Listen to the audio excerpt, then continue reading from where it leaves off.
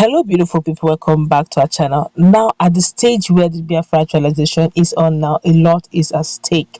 A lot of underground moves have been made or allegedly made by the indigenous people of Biafra, and it has caused the reaction and the opening up of the presidency over a lot. A lot is on ground. Well, before we go to the news proper to find out exactly what is going on and what has come into fore, I would like you to subscribe to our channel by clicking on the red subscribe button beside it. You say bell notification icon. Please go ahead, click on it to get notified as soon as we update our channel on YouTube. Okay, let's quickly go into the news. In December 2020, the United States of America listed Nigeria among countries blacklisted for violating religious freedom.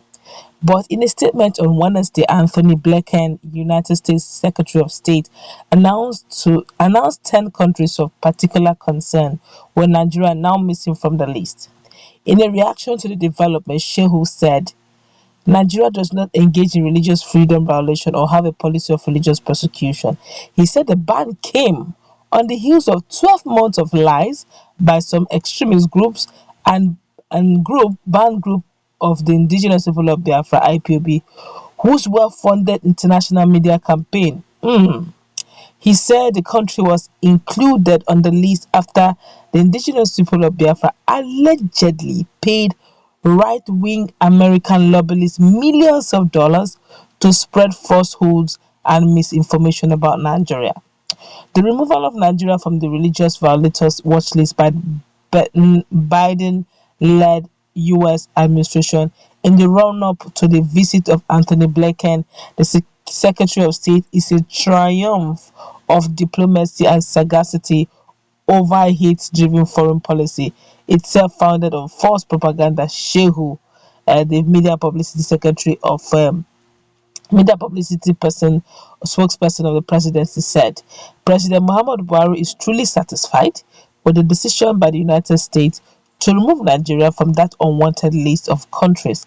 Blinken said the decision of the Joe Biden government on this was based on facts. In expressing the country's appreciation for this, the president noted that there is freedom of worship in Nigeria and no one is discriminated against on the basis of his or her faith. Since Nigeria was included in December 2020 in the aftermath of the Donald Trump's election loss, it has taken only 11 months for the decision to be reversed under the Biden administration. This sad and uncalled for ban came on the heels of 12 months of lies by some extremist groups and banned group of the indigenous people of Biafra IPOB's well-funded international media campaign. Nigeria should never have been on the list. It was included after paid right-wing American lobbyists were funded millions of dollars by IPOB to spread falsehood and misinformation about Nigeria. Those who willingly took money from these guys spread falsehood against the democratically elected government. They took advantage of well-meaning, God-fearing Americans to whom they spread their lies. Their aim was to drive a wedge for political advantage between the two great religions, and by doing so, make true their fake claims.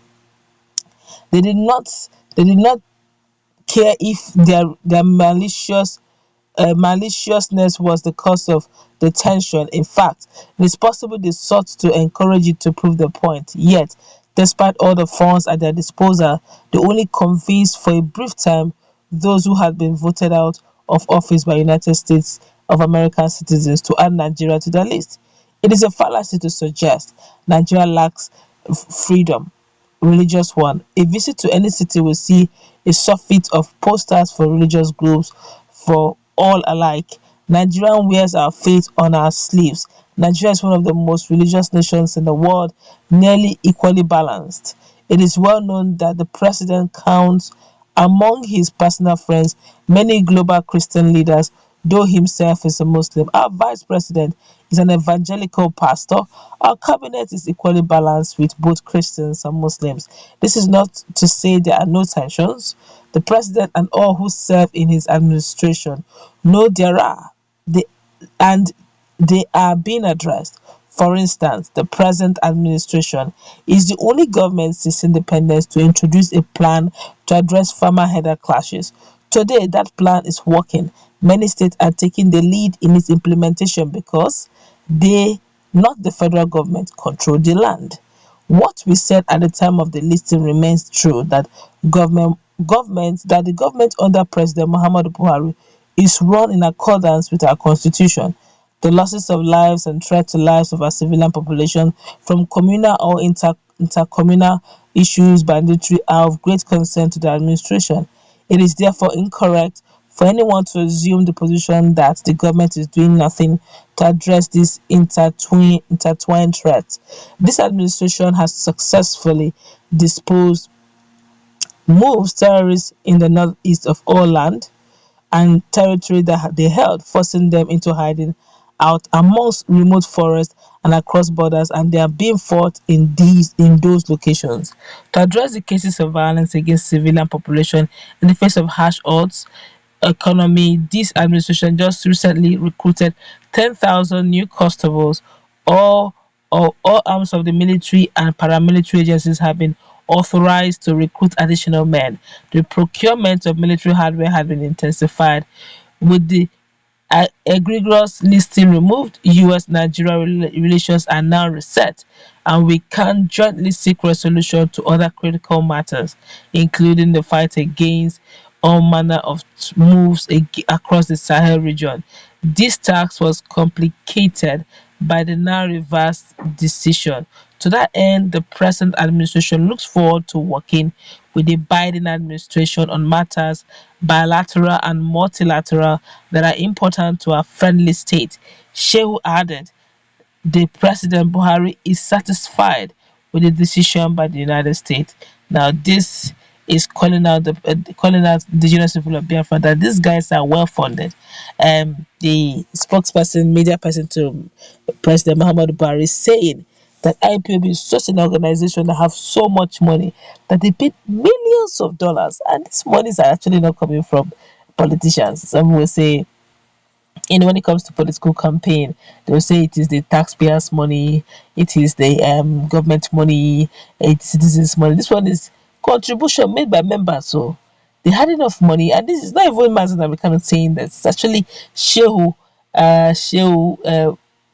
Sani himself, Shehu Gaba rather, the media person to the president, saying that look, the money they paid huge amount of money. Now, when people keep saying that IPOB are miscreants, oh, but this kind of miscreant, they have money. Oh.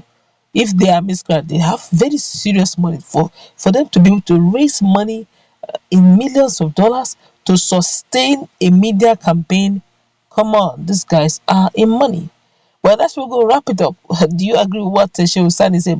Shehu Gaba rather is saying about the issue of IPOB promoting and the information that led to Nigeria being black.